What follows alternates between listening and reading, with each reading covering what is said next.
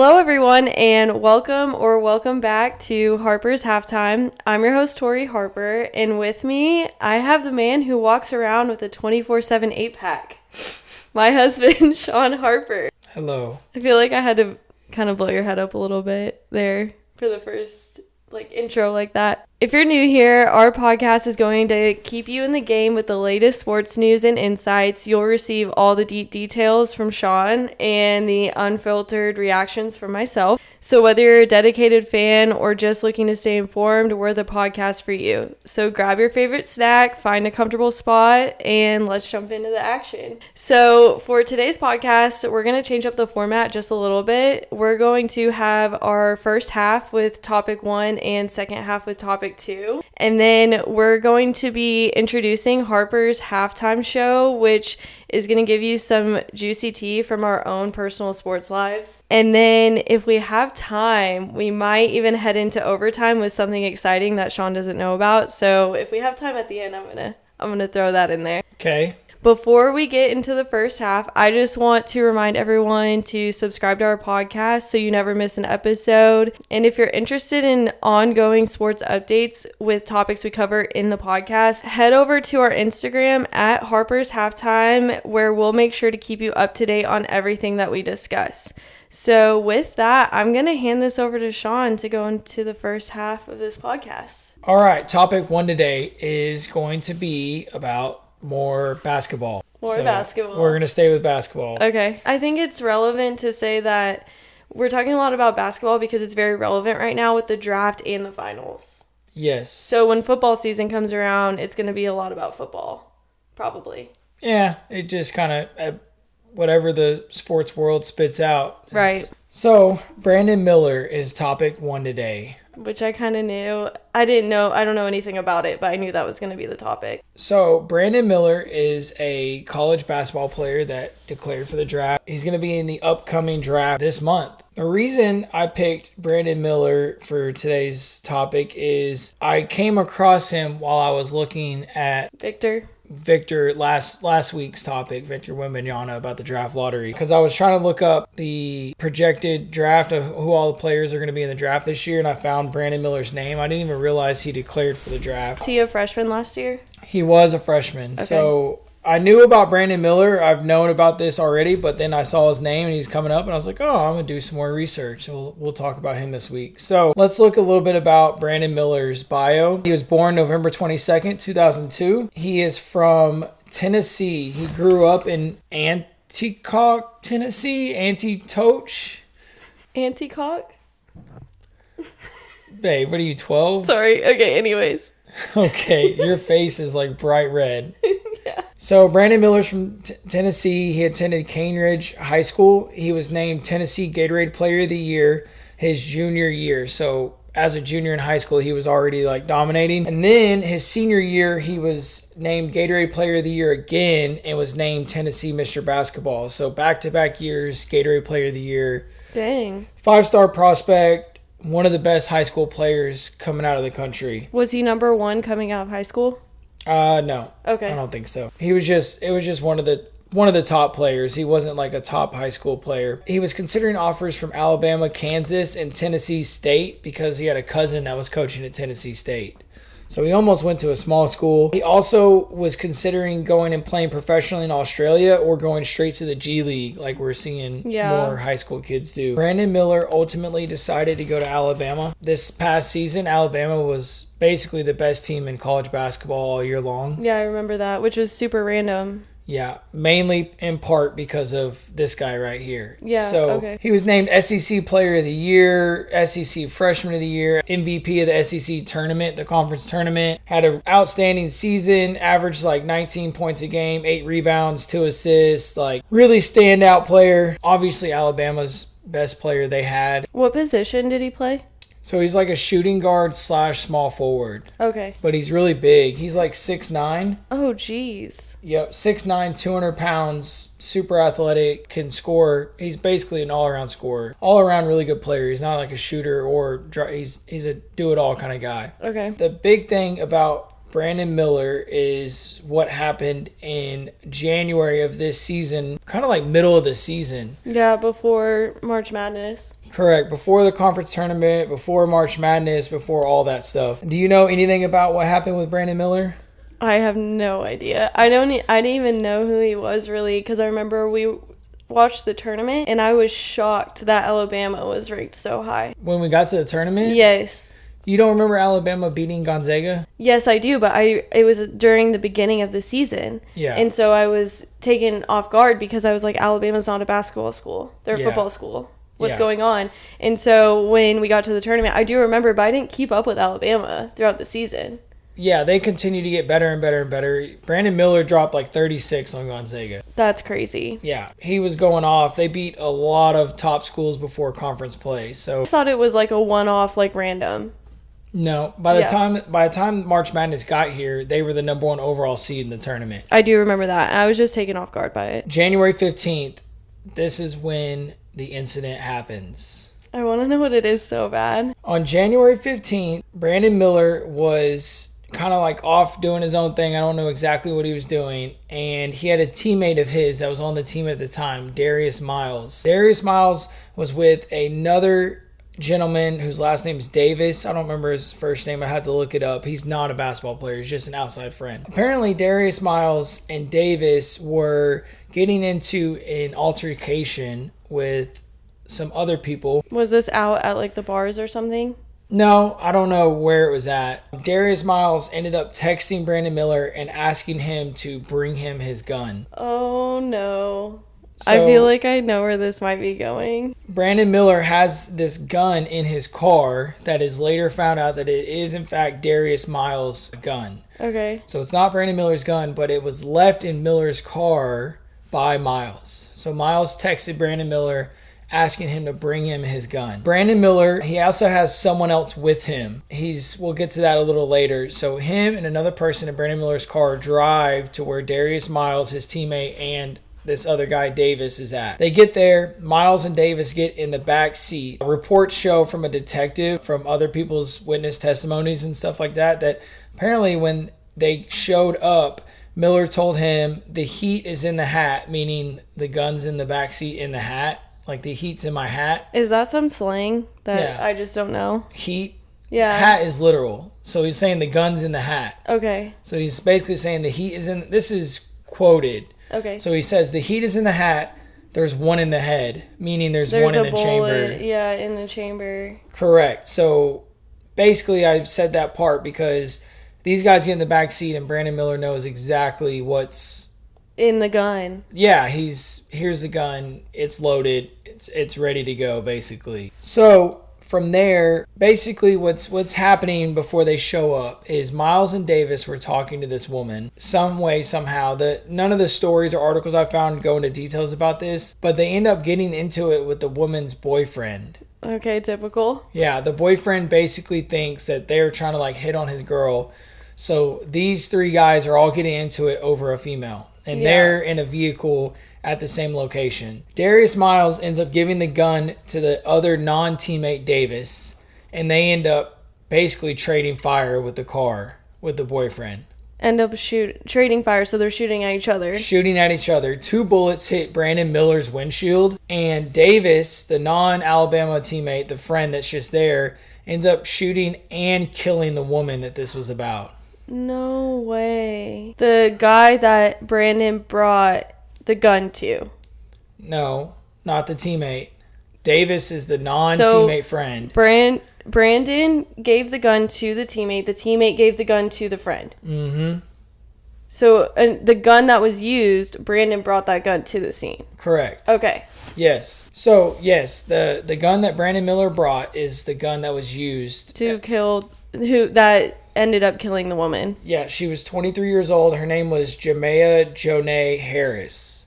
That's where that was all surrounding around her. Her and her boyfriend were in the car, and they were both shooting at each other from from their cars. So it's kind of believed that they were shooting at the boyfriend. They weren't obviously trying to hit her. No, yeah, of but course. She ended up getting shot and killed. She's a mom. She has a little boy. Oh, that's so sad. Yep. Yeah, Miles ended up admitting to police that he gave the gun to Davis. Miller's windshield was hit twice, I guess, before they drove off. According to testimony, there was also another Alabama player there, Jaden Bradley, who was also at the scene of the shooting, but no one really couldn't find any involvement. I just know he was at the scene of the shooting somehow. So just to put out kind of my like theory of his involvement, wouldn't he be an accessory to murder?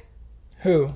Brandon, for bringing the gun. Yeah. I mean, there's a whole boatload of stuff that he could be charged with. Okay. So you got this other teammate there, Jaden Bradley. Then you got Brandon Miller, and you have Darius Miles. So that's 3 Alabama players at the scene of a murder. Oh my gosh. So Miles and Davis are both facing capital murder charges after allegedly opening fire at a car and killing the woman. As of right now, and it looks like it's where it's going to go from here, is Brandon Miller's not getting any charges pressed against him. How? And he's not in any trouble. The team's not suspending him at all. Nothing. How did he get away with that?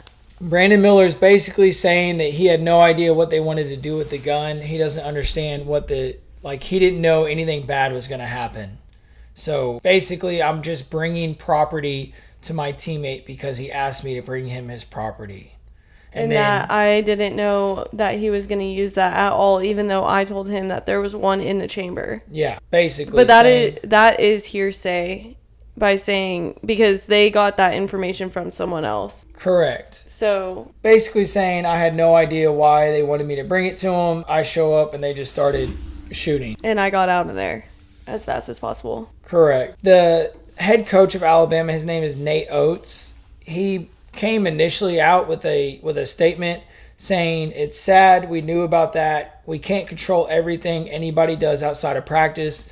Nobody knew that was going to happen. College kids are out. Brandon hasn't been in any type of trouble or is any type of trouble in this case. He was just in the wrong spot at the wrong time." Why are you hanging out with people who own guns and Correct. just carry them around? And then he had to have known that this guy has these problems and wants to solve them with violence. That's not just something that's a one-off. Yeah. And then the coach ended up getting a lot of backlash over this thing because everyone was just like, that seems like a very oh well, what are you going to do? Kids are kids. And someone lost their life in a shooting. So he came out later apologizing. But his initial statement is what did he say? Can't control everything anybody does outside of practice. College kids are out. Kids are going to be kids. That's a terrible mentality to have as a coach, in my personal opinion. Yeah. Because as a coach, we've talked about this multiple times. I feel like you have a responsibility to not just coach on the court, but also be a coach off the court. Yeah. You're raising young men.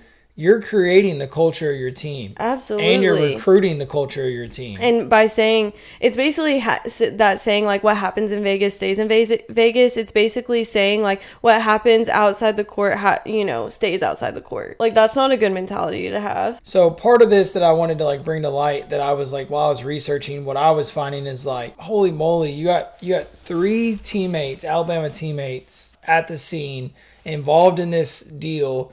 And you got the coach initially oh, it's not that big of a deal.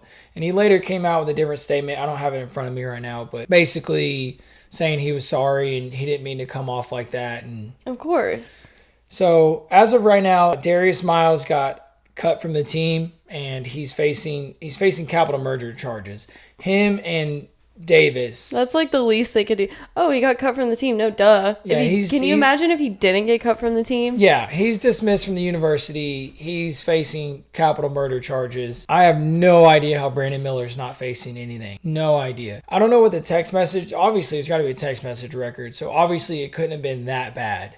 If Darius Miles was bring me my gun, I'm about to kill somebody, or hey, stuff's going down. If it was over text message, he would 100% be in major trouble. If you want to give him the benefit of the doubt and say that he really didn't know, sure, that's one way to go. But then the other way to go is he was the direct cause of that girl getting killed, because if he wouldn't have brought the gun, then that woman wouldn't have been killed. Yeah. I don't know if he knew or not. I'm assuming that he knew something was bad happening, but Yeah. As far as legality, somehow he's getting off. He's not facing any trouble. He's going in the draft. He's projected to go number 2 overall. This is a case where I would see a benefit of the family maybe suing, potentially. Why this case and not the other case? Because this guy's getting off scot-free. Nothing's happening. Then you have nothing to sue him for. Well, you can sue for... Yes, you can. You can still sue. What would you sue him for? I don't know. I don't know all the legal stuff. I don't want to get into it and give false representation, but you can still sue. Basically, what people who get off scot-free get sued all the time. Basically, what Tori's referencing is we talked about Jalen Carter, and he was part of a street racing incident where someone died, and the family's suing Jalen Carter, and he only got a year probation, and she didn't agree with it. He still got some fault. Here, this guy's getting off.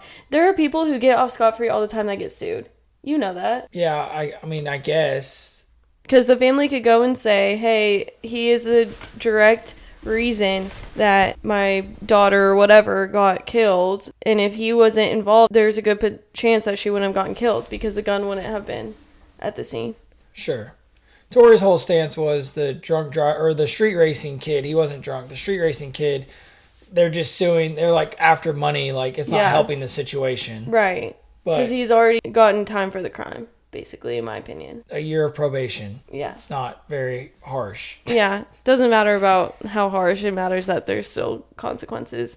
And with Brandon, he's getting 0 consequences. It's one of those things, be careful who you surround yourself with. So, Brandon Miller's still going to the draft. He's going to be a top 3 pick, expected to be a really good player in the NBA. The other little thing that kind of came out about this is New York Times originally, their story said that there was another freshman that was with Brandon Miller, an Alabama player. Yeah. Named Kai Spears. Apparently that was somehow they got false information.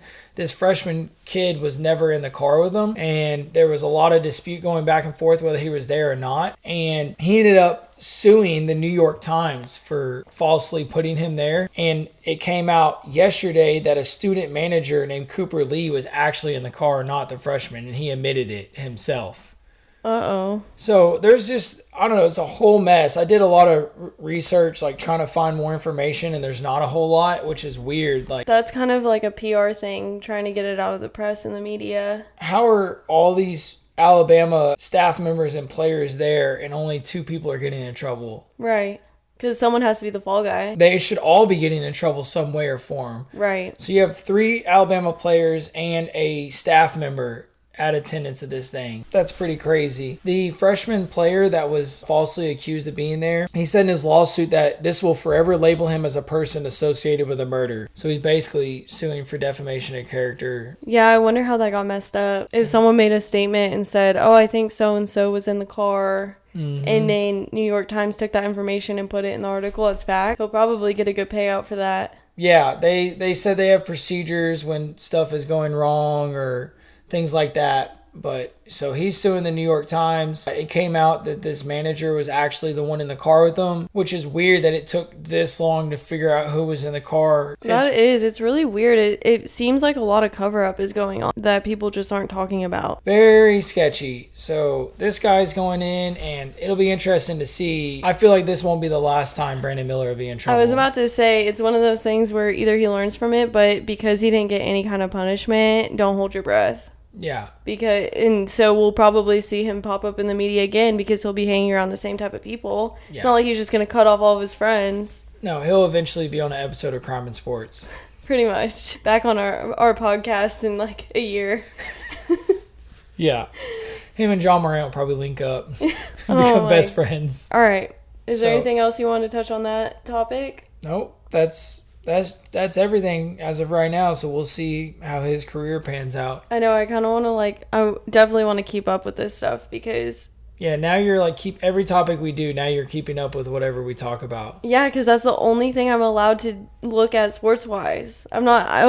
let's tell the people. I've been grounded from my ESPN app. You only look at that thing 6 times a year, and the only reason you've gone on it recently is to look at the latest tea. No, I haven't. Yes. You don't use your app for anything. I went on there to look at a story you told me to look for, and I accidentally fell into some tea.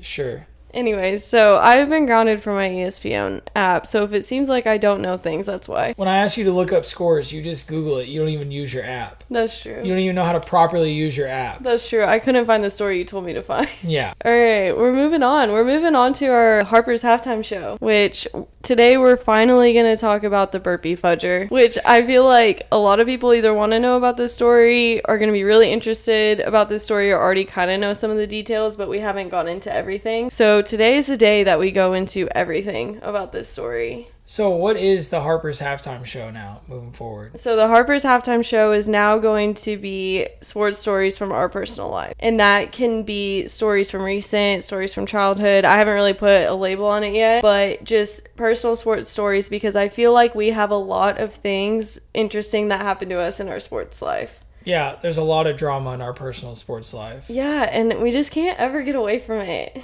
It's because we're too competitive. Yeah, I think it is the competitiveness. This one, honestly, not my fault. Not my fault. I didn't bring this one on me. Yeah. But I think it's partially my fault because of how I reacted and how much it affected me. Yeah.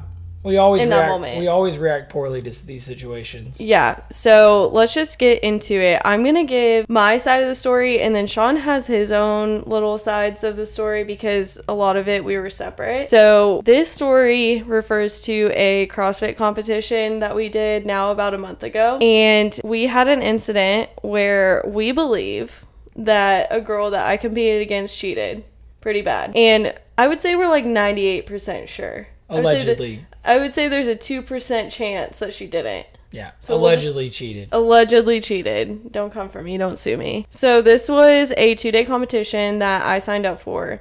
And at the very beginning of the competition, I was signed up for a division, and I did end up dropping divisions, which is important. It's relevant because I put a lot of pressure on myself to go into this competition and do well. And so my initial goal was to win, and I think I put a little bit too much pressure on myself at the beginning, and that's why I reacted so poorly to this situation. So that's why it's relevant. This was a 2-day competition, and we go into day 1, and I did okay. I did a workout that was not a workout that was good for me, and I ended up getting 3rd, so I was pretty hyped. And at the end of day 1, I was in 2nd place, and this really awesome girl was in 1st place, super cool. And then there was this other girl who was in 3rd place. And we were going into the 3rd workout of the day, which was the last workout of day 1. And I was blessed enough to be in the 2nd heat of my division, which is relevant and good because that means I can watch basically most of my division go, see the times, and then see what I kind of need to shoot for to get a good placement. And so the girl that was in 3rd, we were watching her because she was in the same lane as me, which is also relevant to the story. And we watched her 3rd workout of that day. We watch her do it. We look up at the time, and me and Shawn both saw the same time. And I go, and I had beat that time. And so I get done, and Shawn, even on, because we were doing it on Facebook Live so some of our friends could see it, he pans to me and he's like, how does it feel to win the first workout, or win your first workout? I was like, feels good, whatever.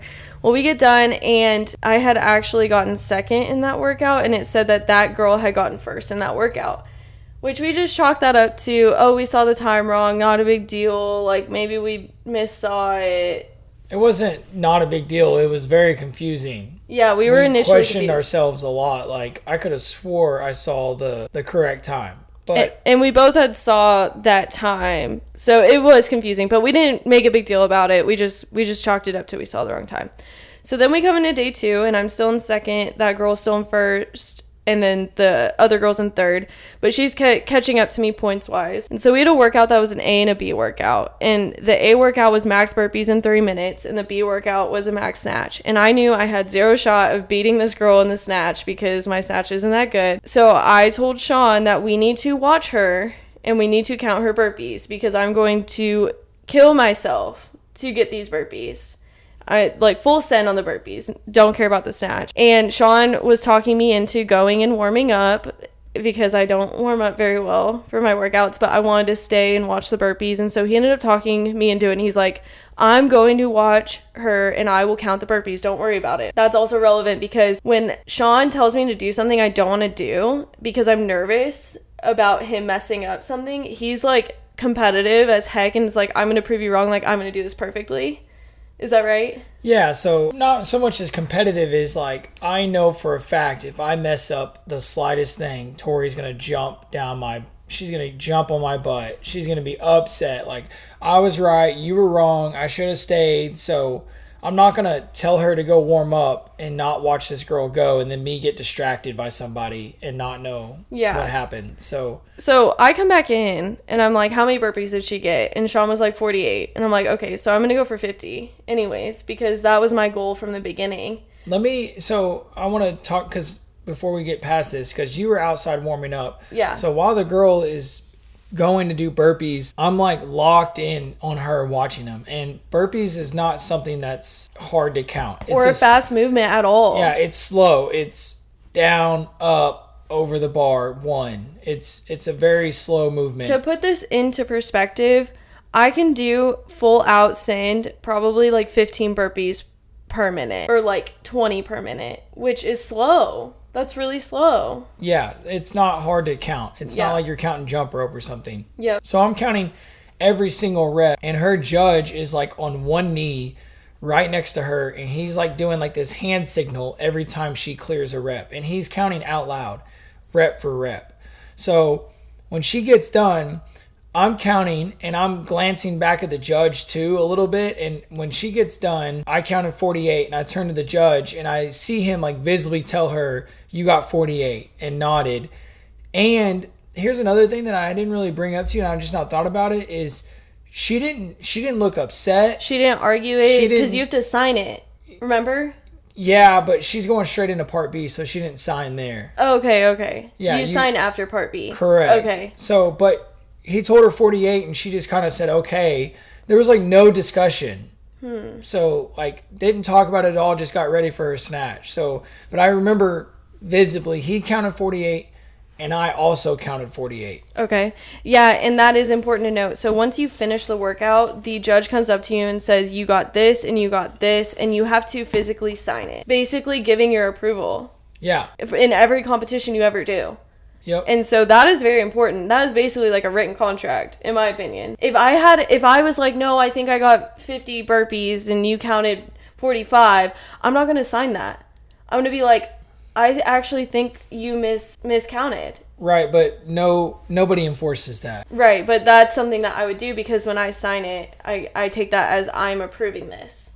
Yeah. So, anyways, he counts 48 burpees. I get 50 burpees. And I did full send it. Like, I was dying. Yeah, you were trying to beat 48. Yeah. And so I get 50 burpees. I didn't do well on the snatch. And so we get done, and I'm, like, feeling good, thinking, okay, she beat me on the snatch, but I beat her on the burpees. No big deal. So I'll still be in second. She'll still be in third. Or maybe we'll move up the leaderboard together. Mm-hmm. And we get done, we sit down, and you brought up to me, it says she got 53 burpees. Yeah, we were sitting there, and I refreshed the leaderboard, and I saw that she moved into first place overall. Yeah. And I was like, what? And I click on it, and it said she won the burpee workout. She got 53 burpees. And that's when I was like, no, we need to go talk to somebody. It was big of a concern enough that Shawn was like, we need to go talk to them. And so we both walked up and we went to where they were taking in the scores. And we were like, I think that there's something wrong because he counted her burpees. He saw that she got 48. And the girl was like, yeah, we just got the video and we fixed it. And Shawn was like, oh, okay, so you're fixing it. And she's like, yeah, it was actually 53 burpees on the video. And we were like really taken off guard. I kind of threw a fit. Yeah. And I was like, so does everyone get a video then? And she was like, well, you can submit a video. Shawn had asked and said, was it a family video? And she said yes. And which is kind of a big no-no in the CrossFit world. To accept videos straight off your phone, usually you use WAD proof. For online, but in-person stuff, they look at videos. The TFX qualifiers, the guy was no repping people because they're 2-foot takeoff with video on iPhone. Okay. Usually what I've seen is that if you're going to submit a video as an outside source, you have to use WAD proof. On online competitions. I also saw at KO and the OK people were using WAD proof. Sure, but most your local competitions are just local mom and pop gyms. Right. It's pretty common to see people argue videos over standards, over reps. Not so much time, but really standard is usually the deal. I usually see it with max lifts. And when people want to argue things for like a standard purpose, it's for like they're maxing out a lift and someone no rep them for depth, and they're like, actually I did get depth if you look at this video. Yeah. So that happened. I was upset, and Shawn was confused and was like, I literally sat there and counted the burpees and got the same as the judge. And so we asked them to review the video. Correct. So the lady we were talking to she was just submitting scores. Yeah. She wasn't running the competition. So I went to the guy running the competition and I asked him to go back and watch the video again, because I was basically telling him, my first initial thing was give benefit of the doubt. I was like, she miscounted the video. Yeah. She had to have. Because maybe I miscounted by a maximum of 2 reps. That's like literally the only way is like 2 reps. I didn't miscount by 5. Right. It's like not possible. Like, it's too slow of a movement to miscount by 5. It's not possible. Yeah, that's like 20 seconds. You and the judge miscounted by 5. Correct. So I asked him to go back and watch the video. And later on, he comes back up to me and lets me know that he rewatched the video and that it was 53 burpees. And I also asked him to go look for standards, since they were using this video to improve her score, because I remember at the very end of her set, like one of her last reps, she kicked the bar or the plate. And typically it's a no rep if you hit the bar. To the point, which is relevant, because to the point where it moved the bar, you said. Correct. Like it moved it. It was like an obvious like kick. And so that's typically a no rep because you're not jumping high enough. Well, he said he reviewed it, he found the kick, and it technically wasn't a no rep because she touched the plate, not the bar. And he was like, in matter of fact, she actually did it twice during the workout. Yeah. And so that's when more red flags were going off in my head. Was like, I was dialed in, only watching her. I watched her the entire time, and she only kicked that bar once. Right. It was at the very end. And when she kicked it, I'm so competitive, I kind of yelled out loud. I was like, oh, that's a no rep. But then I kind of like caught myself, because I don't want people thinking like I'm an a-hole or like I'm nitpicking. So I left it alone. I didn't bring it up a single other time until this video stuff started happening. Right. So I remember when she kicked that bar, I was like shocked, because I was like, no rep, because I want her to get the least amount of reps possible, because you're trying to beat her. And he tells me that he watched this video. She did get 53. And she kicked the bar twice. Yeah. So then we're sitting there thinking, and we're like, Shawn's like, am I crazy? Like, did I really miscount by 5? And then we're like, is it possible that someone would edit a video? And we're like, that would be insane. That would be literally insane. Like, who would do that? Especially for like a scale, like it's a scale division in a competition. And so we kind of move on. We're like, whatever. Like, we have to move on because we're going to the last workout. And I'm like, now she's in first. I would literally have to pull something out of my butt, and she would have to do terrible. Like, I would have to get first, and she would have to get almost last, basically. Mm-hmm. And so we're like, we're going to move on, whatever. I'm still in second place. It's fine, which honestly wasn't what I was doing. I was kind of pouting, but it's okay. And so we go to the last workout. And I'm getting ready for the last workout. She goes, and we see her time. We see what I have to beat. And then I'm like, hey, babe, can you go get my paper? Because I had to have a paper, and I left it. Her scorecard. Yeah, my scorecard. And so I'm like, can you go get my paper? And he's like, hold on. And I'm like, okay. And I'm like annoyed at this point.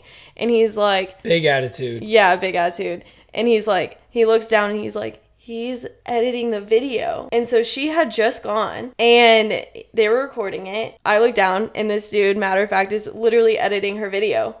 And I did some digging, and because we had kind of recorded this story, and it didn't work out with the recording, and I went and followed her on Instagram. It's her dad.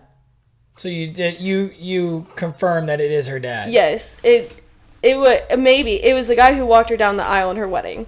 Okay. So put two, it might be her grandpa. I don't know. So basically what's happening is this is a really small gym, and every single workout this girl goes in the same lane that Tori has to go to right afterwards. Towards the end of competition, this is the girl Tori's trying to beat. So, and this is the lane Tori's going to be in. So we end up posting up and watching her like every workout. It's really tight, and this older gentleman is sitting crisscross applesauce beneath, like right in front of my feet.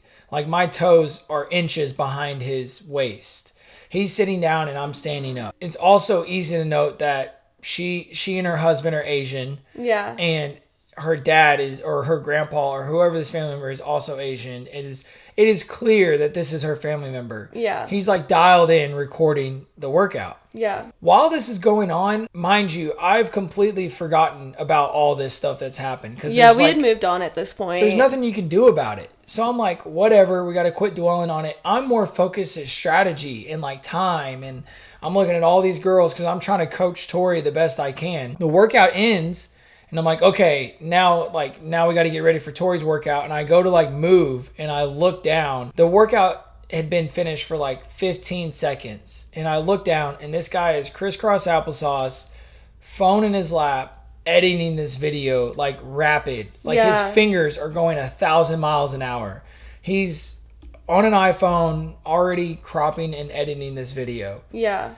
And I was just like in shock. I watched him for like 10 seconds just watching him do it, and I was like mind blown, like weird, like why are you editing a video so fast? If it's for social media, you have time to like go outside and like put together a social media video. Like it didn't look like it was for that. And that's when Tori started tapping me, and then I finally like walk away from him and I'm like, that guy is literally editing a video right now. Well, you said that. I looked down and the guy heard you, and he had 2 phones in his lap, and he put them together, put them in his pocket, stood up and walked away. Well, he stood up first. Right when I walked off is when he stood up and he had both phones in his hands. And that's when I said it even louder, because then I was like mad and I started like calling him out. And he walked away and he was like standing around like looking all sus. Super awkward. Like super awkward, like not standing by anyone, like super sus. And so we're like, are you serious? Yeah, he had 2 phones. Probably one was hers or something. But he was definitely editing the video. And the last workout, it was already over with. It didn't matter. She was already going to win. Maybe the off chance that like I pulled some crazy stuff. And he'd be ready to submit a video. Yeah. And so just like being prepared, and it was one of those things where like we figured that out, and I was like, she submitted an edited video of the burpees. Correct. That's what we believe. From all the evidence, and like we're like 98% sure, and maybe someone else has a different opinion on the matter, but like I'm pretty sure. A couple big things is it's not hard to take 4 or 5 burpees and then from the end of her workout and stick them in the middle of the workout. From someone who edits videos, it's not hard to do. Yeah. And to make it look seamless, it is not hard to do whatsoever. And it's obvious, these competitions, there's a lot of divisions and a lot of workouts. So it is one after another, after another, after another. The people running this comp don't have time to sit down. And the guy running it was super cool. He was like, it didn't look doctored. But in my head, I'm like, bro, you don't have time to, I bet you, give me that video and give me an hour. Yeah. I'll find you where she plugged it in. Yeah. Like you'll find where it's not seamless. This is nothing on the people that ran the comp whatsoever. I had a super fun time. I loved the workouts. It was really fun. And they reviewed the video, and not a lot of people at competitions would do that. If someone was asking, they'd just be like, no, we already looked at it. It's fine. Like, right. You know, so they reviewed the video, they did their due diligence, but we still have all this evidence to believe that it was edited. The big thing that I was trying to get at is she kicked that bar one time. Yeah. There's no doubt in my mind, as much as I believe Jesus is real, I know she kicked that bar one time. She kicked that bar one time. Yeah. This man told me he watched the video, and in the video she kicks it twice. That's your biggest evidence. Mine is literally seeing the guy edit the video for the last workout. People can argue though that he was doing that for social media, all this stuff. That's just an added on that he's clearly probably been doing this for every workout. Yeah. And then this goes back to the workout before she cheated the burpees. Workout 3 is where we thought we saw the correct time, and then it came out. But we never went and asked them if she submitted a video for that either. Right, which honestly, now I'm like, I kind of wish I would have. But honestly, to wrap it up, it's more now like I was talking to my mom about this the other day, and I've totally moved on from it. And, you know, I kind of even forgot about the competition. I didn't even get a medal for getting podium. Like, it was such a small comp. It's not a big deal. And there's no prize money or anything. There is prize money for the other upper divisions, just not your division. Right. And so I've moved on from that, but it's one of those things where, like, now my guard's up. If I see that girl at another competition, even if she's not in my division, it's like, I'm going to be looking out for that. Because the CrossFit community, for people who don't I want to CrossFit, protect the CrossFit community, and if you're doing stuff like that, you are tearing it down. The CrossFit community, for people who don't know, is like, it's very like first responder, military, firefighter. Like, it supports all those things. It's very like, I don't know, it feels like high moral, high value sport. It's why we got addicted to it so much. A lot of people are really open about their faith in CrossFit, and we do a lot of hero wads to remember former military and first responders. I know that if, like, we were in a bind, if our truck broke down on the side of the road and we need someone to come and help us, and we posted on our gym, like, community page, there would be someone there. Yeah. Period. Not to mention people that don't even know you from other CrossFit gyms. Oh, yeah. Like, the CrossFit community is pretty tight, and that's one of the most coolest things about it. So that was another reason why we kept questioning ourselves, is like, would someone really do this? Yeah. Would someone really do this? In this community, in this environment. In this division, when there's nothing on the line. Yeah, nothing on the line. And to put it in perspective, if she would have done that and her score would have been 48 burpees, Tori and this girl would have had the exact same amount of points. They would have tied for first. The tiebreaker to break first place would have been who had the most burpees. Yeah, so technically I would have won. Tori would have got first place. She would have got second. But at this point, it's not even about that. It's, I'm protective of this community. Don't do things to tear it down. Period.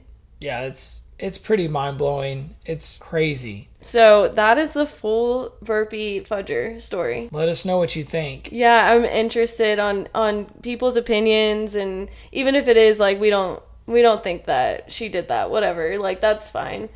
I don't care. Let us know how you would have reacted. What would you have done? Oh, yeah. Probably a lot more graceful than me. I learned a lot about myself. I feel like some people would have flipped. I learned a lot about myself in that instance, and there are definitely things that I need to grow in as an individual, and I reacted so poorly, and I look back and I'm so embarrassed. My friend was there, and she kept kind of calling me out about it a little bit, and I'm glad she did. Because I was in second place. I was doing well. I was the only one doing well out of our whole group that was there. Yeah. And I just had such a piss attitude. And I'm not happy about it.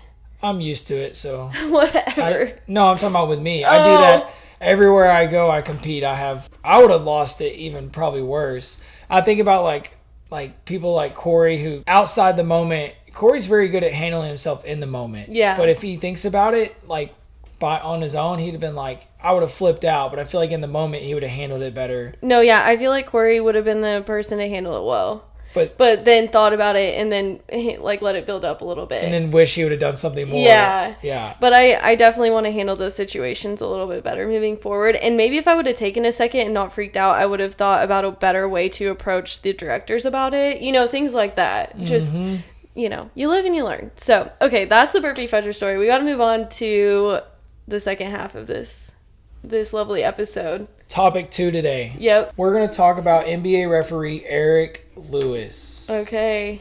I love talking about referees that mess up. Eric Lewis, NBA referee. So it's no secret that the NBA has had a lot of scrutiny with their refereeing over the years. Over the years, when it comes to referees throwing games and stuff. Well, you know about Tim Donaghy, who was fixing games for a lot of people know about that. That was a really big story. Eric Lewis, let's go a little bit of his bio. There's not much to talk about. Referees don't have like career stats and stuff. I mean, a little bit. But okay, so Lewis started his career officiating 6 years at the high school level, then 8 years at the college level, 2 seasons United States Basketball League, 3 years in the G League, and then in 2005 he was officially promoted to be an NBA referee. So he started refereeing in the NBA in 2005. Since then, he's been officiating for 19 years, in which he's reffed nearly 1,100 games, 82 playoff games, and he's refereed the past 4 NBA finals. So he's a very high-level ref. At this point, yes. Yeah.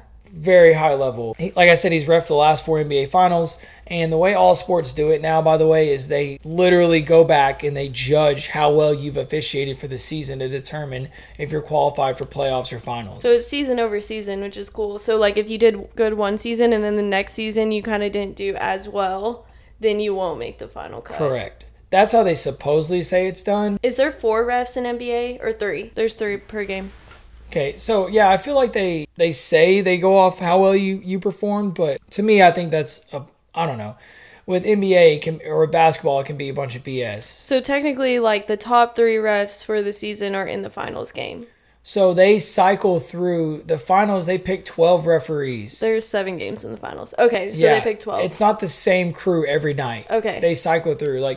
So Eric Lewis has been a part of the last 4 NBA finals, but he's only ref 6 games in the finals. Okay. They change them out so that every night you're not getting the same crew. Which is good. Yes. They want to make it as fair as possible. But with Eric Lewis, he's one of the referees. Do you know who Scott Foster is? Mm-mm. If you saw him, you know him. He's one of the older referees. Is he the guy with the black hair, taller? No. Okay. No. Anyways, he's one of the older referees that all the players know, and he's had controversial moments throughout his career. So on May 28th, the NBA announced that they have officially launched an investigation into Eric Lewis right before the finals because of a supposed burner account on Twitter. What is a burner account? You don't know what a burner account is? No. So a burner account is a fake account that people create and they use to defend themselves or defend something else. Okay, so it's like catfishing, but to defend yourself. Kinda. Like Kevin Durant was suspected of this. It wasn't proven. You make a fake, say Kevin Durant did it. He makes a fake account and then he goes in all these Twitter chats that are talking crap about Kevin Durant and he defends Kevin Durant. We should make a burner account for Harper's halftime. No. Honestly, though, this kind of goes into what I've been talking about the last few days of sports people are intense. They're super intense. They're really passionate, which I love that personally. And I don't get offended by it because you need to be passionate about the things you care about. But they're intense. So people making burner accounts in the sports world does not surprise me. Yeah. The reason that a referee would make a burner account is all the people talking crap about refs. Oh, yep. And then this burner account's coming in defending the referees, saying why they're doing good and all this stuff. Changing the perspective a little bit. Right. So okay. The reason this is a big deal. Yeah, why would you get suspended for something like this is my question. The reason it's a big deal because the league came out and said this. The league has not indicated any potential timetable for the completion of the investigation, and they have not commented on any potential discipline. The investigation is likely looking into the potential violation of a rule that prohibits referees from publicly commenting on officiating matters without proper league approval. So they have a rule that they cannot comment about officiating without league approval. They don't want them getting into disputes and debates and press conferences and defending themselves. Right. The players are very critical of NBA officiating as well. And what they'll do in these press conferences is talk crap about the officials. And they don't want the officials clapping back, getting into it with players. Which, is that fair? Players get fined massive amounts of money. Okay. They're not allowed to talk crap about them either. Okay, that's fair. They literally open up with, I'm going to get fined for this and I don't care.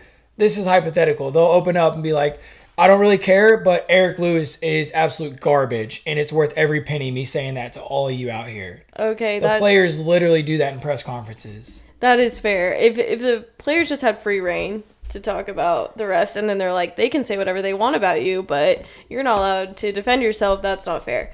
No. So that makes sense. That honestly makes sense because you are technically a professional, a business professional. You shouldn't be. That's like me talking crap about my coworker. Yeah, like in a different department or something. Right. Yeah, basically. So they don't want these people getting into it with each other. So this Twitter account, this is pretty crazy. Let's get into more details about the Twitter account. This is pretty I want to hear, do they have specific tweets? Yeah, so they have a few. So what this Twitter account was doing is basically started out with defending, just randomly getting in comments like on posts and defending Eric Lewis and other officials. It started gaining some traction, this Twitter account did, even though it had no profile picture. And it got up over 100 followers. Even though it was deactivated for a certain period of time and was like no activity, then it got reactivated and started posting like at one point, one of the tweets was like, this Twitter account ranked the top 100 referees of all time, like 1 through 100. This burner account ranked refs was Eric number 1? No. He was like 69. This was like all time. Oh, dang. This is like all time referee. It was starting to put out like content, like it knew what it was talking about and stuff as well. Oh, man. That's like one of those things where you sneak out of your parents' house and you're like, I have to be back at midnight, and then you're having so much fun and you're like, no, I'm just gonna push it to 1 a.m. Nope, I'm just gonna push it to 2 a.m. And it's because like you keep pushing that limit because you haven't gotten caught yet and you're having fun. Correct. It's like, dude, just stop while you're ahead. Yeah, it just kept going more and more and more. So the name of this Twitter account was Cutliff Blair. I don't know what they were trying to, it was weird. Just a random name, and they're going really big on this stuff. I don't know how it got found out that this may potentially be a burner account. It's funny, one of the main indicators that people are linking this to Eric. There's 2 things that are linking this to Eric Lewis. One thing, this account only follows 5 accounts. Oh no. It follows NBA official, NBA referees, ref analytics, and it follows the George Mason women's basketball team. Why is that relevant? His wife's the head coach of George Mason women's basketball team. Bro. He said, I'm gonna give her an extra follow. Yeah. So no one knows who that is. Yep. Is that like a high school team? George Mason? Oh, is that a college team? D1, Patriot League. They've been in March Madness before. I don't know George Mason. Yeah, they're in the Patriot League, Patriot Conference. Yeah, that's relevant. Everyone knows who they are. They're in the Northeast. Everyone knows that conference. Arizona Wildcats, one of their best players last year, transferred from George Mason. They're yellow and green. Okay, moving right along. Moving right along.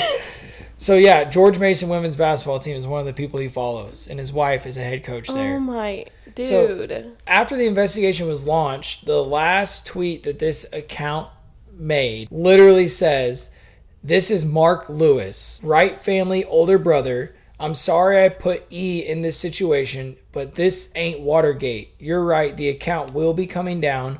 Twitter should not be vindictive. Sorry to inconvenience you." So Mark Lewis is Eric Lewis's brother. Oh. So the last tweet this burner account ever made said, "This is Mark Lewis. Mark Lewis is Eric Lewis's brother. Yeah. I'm sorry I put E in this situation, Eric. And this ain't Watergate. You're right. The account will be taken down. Twitter should not be vindictive. I'm sorry to inconvenience you." So what is the likelihood that this is actually his brother? I feel like that's highly likely. I don't know. Why does his brother care about George women's basketball team? Because that's his sister-in-law. Sure. I don't know. That seems like a lot. Like if his brother is following all this NBA stuff, he's like... And then Eric honestly could be feeding him information, though, on the back end. Then he's still at fault. No, that's what I'm saying. I don't think it's his brother. Like, that's not... I don't know. I could have to look more into it. His brother doesn't have a life. He's like diving deep into the ref analytics and all this stuff and arguing with these people refereeing and stuff like that. If your brother was a ref in the NBA, don't you think that you would dive deep into that kind of stuff? I wouldn't care about people talking bad about my brother. Unless it was I think a lot of people Unless it was like national headlines, I would be living my life. Like now here's something I have to look at, but I doubt it. Unless Mark is an employee of Eric, unless he hired his brother as like a assistant. You know how professional athletes will hire family members so that they can put them on payroll? Yeah. So unless he's on payroll, which I doubt it because referees they're not making millions. Yeah. Like, that's the only way I could see it. Otherwise, I'd be like, he hit me up telling me he's having a hard time. And I'm like, why? And he's like, all these people were talking bad about me. And I'm like, oh, that's crazy. What'd you do? I just know you're in the NBA.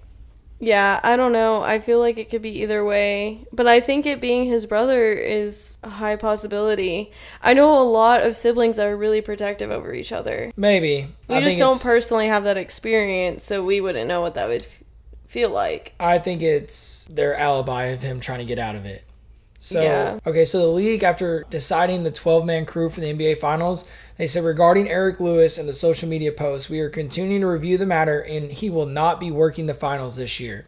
Yeah. So he's not working the finals, even though supposedly he was qualified by his performance this year. Oh, that sucks. So there's a couple other things I want to get into with Eric Lewis that happened this year. Did you hear about the really big, probably not, but when the Lakers were starting to be on the up and coming right before the trade deadline, they went on this streak of like several games in a row where they were losing close games over very, very poor officiating. Oh, was Eric Lewis officiating? A part of it, yeah. So there was a lot of stuff building up to this moment that I'm about to show you. But basically what happened is several games in a row, the Lakers are like literally an 11 seed. They're outside the playoff picture. Like something's got to budge. LeBron came back from injury and he's like, at this point, he's playing harder than he's played all year. Like he's trying to like will into wins. And they were losing several games by like bad, like controversial stuff. One of the things that happened was a big game against the Boston Celtics. The game's tied 105-105. LeBron James drives to the basket, goes up for a layup with his left hand, and it's seen on video. Jason Tatum literally slaps his forearm hard right here. And I think I did see this video. The ball comes out of LeBron's hand, and there's no call made. None. And the game goes to overtime. It happened at the buzzer. So if they would have called the foul, he would have gone to the free throw line to win. And this is where LeBron went viral. He was like rolling around on the ground like a child. Like he was like freaking out. Yes. Then, I did see that. While waiting to go from regulation to overtime, Patrick Beverley literally came on the court with a camera, like your camera, and shoved it in Eric Lewis's face, showing him the foul. And Eric Lewis teed him up. And it was like a big deal. Like, a player came on the court with a camera and showed this man how in the world, how is it possible? It like doesn't get more clear than that. Was this a reviewable play? Because I know the last 2 minutes of the game you can review plays, but I don't know if you can overturn no calls. They have challenges and stuff. I don't know I don't know the exact rules. Yeah. It didn't get reviewed, overturned, nothing. They go to overtime and the Celtics win in overtime. Wow. And it was just another like defeating, crushing loss for the Lakers. It's also came out since all this started because the Celtics were playing the 76ers in round 2 with Embiid. Doc Rivers was coaching Philadelphia, Game 7. They had to go to Game 7 in Boston, and Eric Lewis was reffing that game. And right before the game, Eric Lewis's wife posted a picture on Twitter with her and her 2 kids all wearing Boston Celtics jerseys. Oh, no. Yes. His wife is steady getting him in trouble. She needs to, like, just remove herself. Yes. So she tweeted basically saying... And they need to get off Twitter. Yeah, these are the vibes. Take up Instagram or something. Basically, like, these are the vibes right now. Something along those lines. So... Oh my gosh, does he not talk to her like, you cannot show favoritism? It's going to look really bad on me. Here's the picture. Current mood. Let's go Boston. Clover emoji, clover emoji, clover emoji. So this is his wife, Vanessa Lewis. Their whole family are apparently Boston Celtics fans. That's sketch. This is right before the investigation started. I wonder if this picture is the reason the investigation started. So, Game 7 goes in, Boston wins, and now things are coming out. I couldn't find it. I heard this on Sports Talk Radio. It said in the last 4 years, in games that Eric Lewis refs with the Boston Celtics playing, the Celtics are 21-3. I have always thought there has to be some refs in the NBA that are a little biased. And they control the game so much. Supposedly, the real stat is all time, the Celtics are 36-3 when he refs. He just should not ref any more Boston games. Now, I do want to note, I saw people disputing this, saying that the record's something different. And I searched for like an hour. It was one of the reasons it was taking me so long. I couldn't find like official stats. It's all articles. I could not find the official stat. But there's a lot of people claiming that Boston has a ridiculous good record when Eric Lewis refs. I don't know. These referees that have been in the league so long, not just favorite teams, they start creating friends and disliking certain players. Yeah. because they've been doing it so long. Like, I don't know. I don't know what the solution is. They got to closely monitor that stuff. I have no idea how you would make a solution for that other than continuously rotating refs in and out of the league. Yeah. And that sucks. I mean, this man's reffing a game the same night his entire family is posting on social media, "Let's go Boston" with Boston Celtics jerseys. That's just the thing to me of like, are you that dumb? Even if you were trying to morally be correct, this is still subconsciously going to be in your head. No, yeah. You're like, you would naturally justify it like, oh yeah, that was the right call, but it went in Boston's favor, but I mean, it was the right call. Like, you're like naturally justifying it. Like, I'm trying to be fair. I dealt with it literally reffing Milestone College basketball. Yeah. I've had to ref like church league basketball, but these teams are in the league and I'm reffing, and maybe this team, if they win, they're going to be above me or whatever the scenario is. And I'm trying to be as unbiased as I can. And you will naturally justify like, no, that's a neutral call. It just happened to go in my favor. But that's really the right call. Like, I don't know. It's hard to be straight neutral. Yeah, I don't really have a solution for that, honestly, unless I would say, oh, he can't ref any more Boston games, but in reality, he's going to get fired. They're just going to replace him. Yeah. They're not going to let him ref in the league anymore if it comes out that he was being biased towards the team, which is really sad. It's pretty crazy. I don't know if this burner account is him or not. We'll have to keep up to date with this one. Yeah. It's still ongoing investigation. Adam Silver's got his hands full. He's got this and he's got the Ja Morant investigation going on. And I'm sure there's a way to look up IP addresses of when the tweets were made, and you can see the location of the IP addresses. Probably. And it's like, why haven't you done that already? Yeah. Like, that's an easy solution to figure out who it was. All right. Well, we'll definitely keep up to date with that because I'm sure more stuff will come out. All right. We're going to go into overtime. We're going to do it. It's quick. I promise. So we're going to do a blind rank. And this is for you. So you're going to do a blind rank. And we're going to do a blind rank of the GOATs of different sports. So I'm going to give you 1 through 5. And I'm going to give you a player one at a time. And you have to rank them 1 through 5 blindly. So you're not going to know who the next player is that I give you. There's only 5 players? There's only 5. And they're all different sports. So you're going to have to rank them based on, like, who is the GOAT of, all GOATs. You're giving me 5 GOATs from 5 different sports. Yep. And I supposedly don't know who you're about to say. Yeah. I know absolutely the players you're about to say. No, you don't. You're going to name me 5 different GOATs from 5 different sports. That narrows it down to like 7 people. Nope. I swear, you're not going to know. So you have 1 through 5. You might want to get it up on your computer 1 through 5 so you can keep track of what numbers you put them at. So you're saying you may not give me a GOAT. Yeah, so that's also relevant, right? That's also like, I may give you a GOAT that I think is a GOAT and you think they're not really the GOAT of that sport. So yes. Basically, you're giving me 5 really good athletes. Yep. And I have to rank them 1 through 5 based on their greatness. Correct. So you could say James Harden because you think he's a great basketball player. Right, sure. But I'm not going to give you him, so. But that's how these things usually go. But I genuinely went into this with the best of intentions. So I'm not going to give you a random one I don't think is a GOAT. For real. Okay. Okay. I don't need the thing. I'll just remember it. All right, number 1. Hold on. This is the first player, right? Yes. This is not ranking number 1. No, babe, you're ranking them. Okay. First player. You need to be clear. First player, Wayne Gretzky. We're going hockey. Number 4. Number 4? Yeah. All right. Number 2, we're going Messi. Soccer. Crap. Number 5. Number 5? Yeah. You're putting him at number 5? Yeah. Okay, so we got number 4, Wayne Gretzky, and number 5 is Messi so far. Athlete 3, Michael Jordan. Number 2. Dang, you're putting him that high? Mm-hmm. All right. Athlete number 4 is Tom Brady. Number 1. I knew Tom Brady was coming. That was quick. Yeah, number 1. You think Tom Brady's number 1? Yeah. All right, you want to know who you put at number 3? Tiger Woods? Nope. You don't know any good baseball players unless you Googled it. What sport is it? You want to try and guess it?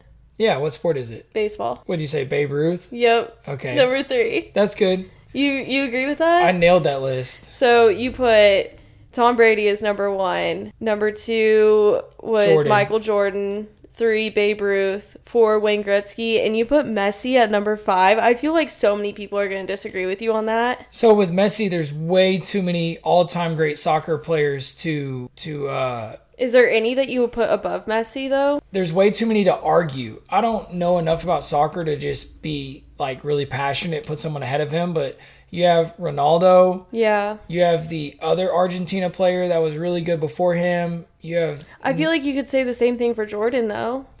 there's only one person that comes even remotely close to arguing Jordan. Yeah. The reason Tom Brady's number 1 is there's no argument. He's the greatest of all quarterback and like Football player. like just how many Super Bowls he won. I didn't even get the full name off. I was like, you're like 1. Yeah, Number because 1. with football you do have to go by position, but it's so hard because there's like what you maybe say Jim Brown in football, like there's no one else to argue him. Yeah. And yeah, so that's why I put those and then Gretzky's just because it was hockey. Like, Yeah, because not a lot of people. I don't know. I don't know much about hockey, so I can't really argue that. Yeah, but as far as like dominating your sport, Tom Brady sealed the deal when he switched to the Buccaneers when he was 77 years old, and he took a team that missed the playoffs and then it took them and won another Super Bowl. Yeah. That's where it was like, this is there you go. ridiculous. You're the goat of all goats. This is ridiculous. Tom Brady, you heard it here first. Tom Brady is the goat of all goats in Sean's eyes. I hated Tom Brady for a long time. Yeah, I Did know not you did. like Tom Brady. He did it for you when he switched teams and Yeah. was geriatric and went and got Yeah, a that's Super Bowl. crazy. So I don't know. I like that. I want to do games like that because it really also shows your sports knowledge. I feel like we can do other ones. I wanted to start out small. Yeah. And I like the blind. I like the blind ranks. I couldn't do it. I'd be Yeah. like, who's Messi? No, I'm just kidding. Possibly. All right. So that's all we have for today on the second episode of Harper's Halftime. I really liked it. It Yeah. was a little bit more of like people in trouble, which was cool. Yeah, more tea. Yeah, more tea. Thank you for joining us on this episode of Harper's Halftime. We hope you enjoyed today's episode with our awesome sports discussions and unique insights from both Sean's perspective and my perspective. Remember to subscribe to our podcast on Spotify, Apple Podcasts, or YouTube so you never miss an episode. We appreciate your support and we love hearing from all of our awesome listeners. So you can go ahead and reach out to us on Instagram at Harper's Halftime to share your thoughts, suggestions, and even maybe your own sports stories that we could feature on our halftime show. I think that would be super awesome. If you have anything crazy that has happened to you in the sports world, we'd love to hear about it. And just like that, as the buzzer sounds, game's over. Remember to stay passionate, stay informed, and keep embracing the thrill of the game. Until next time, this is Harper's Halftime, signing off.